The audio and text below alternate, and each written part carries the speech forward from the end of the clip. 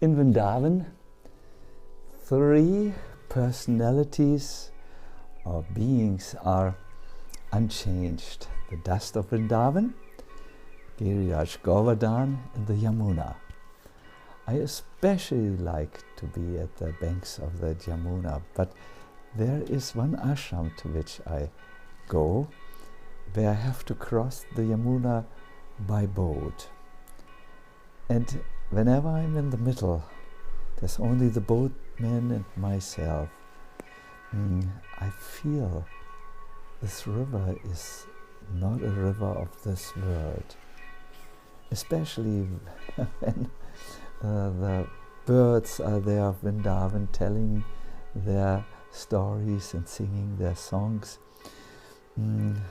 Staying at the Yamuna or being in contact with her transports us to the eternal world.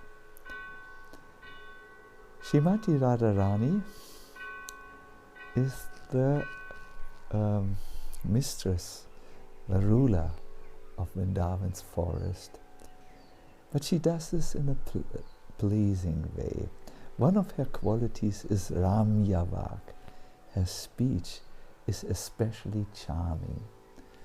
Once Krishna spoke about this to Radha. He said, "Oh Radha, with such a beautiful face, oh friend, what is this sweetness of the syllables that appear in your mouth? By your speech, the cuckoo becomes voiceless and nectar becomes useless." In other words, her speaking is sweeter than that of the cuckoo and more relishable than nectar even. As we hear these descriptions, it is good to sometimes pause and note that the spiritual world really is beyond our words.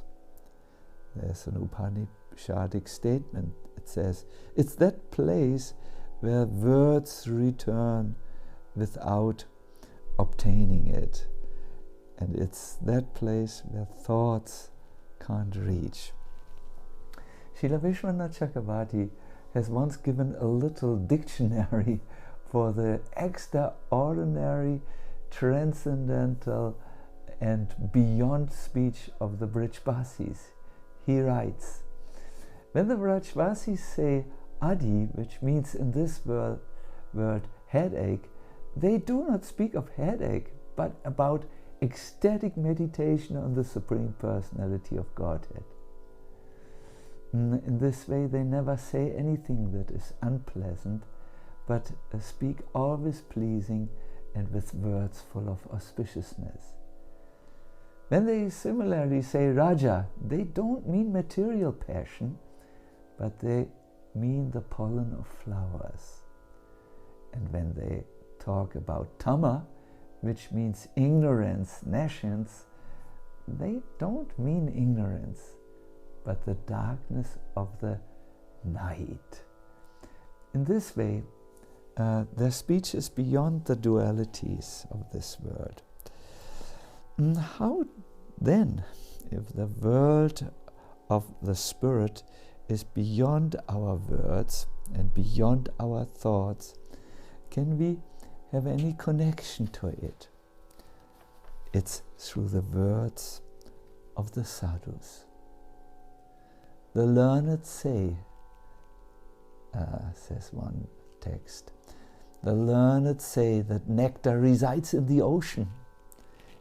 They also say nectar is in the moon, the lips of a young lady, the abodes of serpents and in heaven.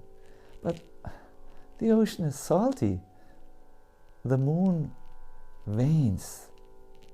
The husband who drinks nectar from the lips of his wife dies, and snakes provide poison.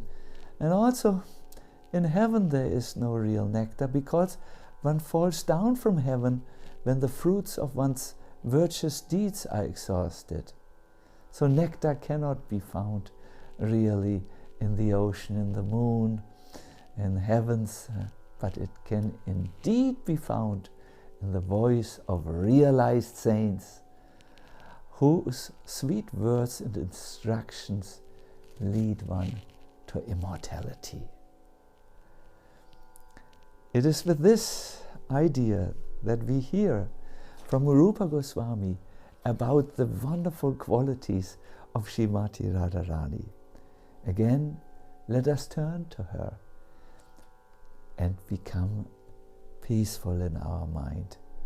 Connect to her, pray to her. Thank you very much.